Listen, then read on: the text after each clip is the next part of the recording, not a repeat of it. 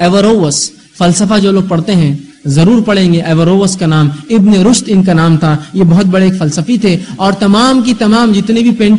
Paintings Leonardo ڈا Vinci نے بنائی ہیں، جو بہت مشہور اٹالین پینٹر تھا، اس میں ضرور یہ ایوروس کو ہر جگہ کونے میں کہیں نہ کہیں کھڑا کرتا ہے کہ یہ اس مسلمان کی دین ہے جو یورپ کے اندر رینیسانس آیا، جو تبدیلی آئی۔ یورپ کی تبدیلی کہاں سے آئی؟ یہ مسلمانوں کی دین تھی۔ جب ابن رشد نے پہلی کتاب لکھی اور کہا کہ اگر میں ایمان لاتا ہوں اپنے رب پر تو ضروری نہیں ہے کہ میں دنیا کے انکشافات نہ کروں، بلکہ مذہب یہ اجازت دیتا ہے کہ رب پہ ایمان لاتے ہوئے اس کی مخلوق میں انکشافات کیے جائے، اس لیے کہ چرچ کے نزدیک، کرسچینٹی کے نزدیک یہ عقیدہ تھا کہ اگر تم ایمان لاتے ہو بائبل پر تو انکشافات کرنا حرام ہے، ممنوع۔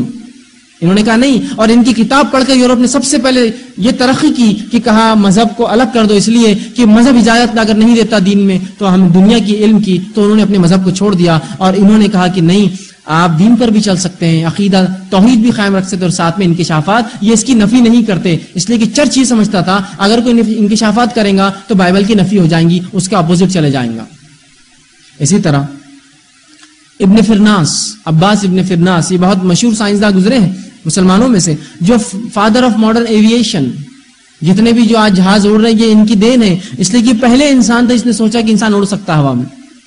نہ صرف اڑ سکتا ہے بلکہ الگ الگ آلات کے ذریعے تجربات بھی کرتے، انہی تجربات میں بہرحال ان کی وفات بھی ہو گئی۔ تجربات کرتے تھے کہ کیسے انسان اڑ سکتا ہے، گلائڈرز انہوں نے بنائے اور مختلف چیزیں، جس کو لیونارڈو ڈا ونچی نے اپنی پینٹنگز کے اندر وہ کیا۔ لوگ کہہ رہے دیکھو لیونارڈو کتنا بھاری ہو گیا تھا، کیسی کیسی پینٹنگز بنا رہا ہے، جو چیز آج ایجاد ہوئی، ہیلی کاپٹر جب بنا رہا ہے، یہ اس نے ایجاد نہیں کی تھی میرے بھائی، اس نے مسلمانوں کو دیکھا تھا، ان کے انکشافات دیکھ کر اس نے یہ چیزیں یورپ میں دی، دیکھو مسلمان کیا کیا تجربات کر رہے اور تم کہاں اپنے اندروں میں پڑے ہو، اپنے ڈارک ایجز سے، اس اندھیرے دنیا سے نکلو اور دیکھو مسلمانوں کو اسپین میں کیسے کیسے تجربات کر رہے ہیں، وہ دیکھو ان کو جو شام میں کیسے تجربات کر رہے ہیں، وہ دیکھو بغداد میں کیا کیا نئے انکشافات کر رہے ہیں، جاؤ سیکھو ان سے۔ تو وہ پینٹنگز بنا کے دیا کرتا تھا، جس سے تبدیلی آئی یورپ میں، ان کا رینیسانس، یہ مسلمانوں کی دین ہے، یورپ کو کیا رینیسانس، ان کی تبدیلی، اور چرچ کے جو شکنجوں سے یورپ بچا مسلمانوں کی دین ہے۔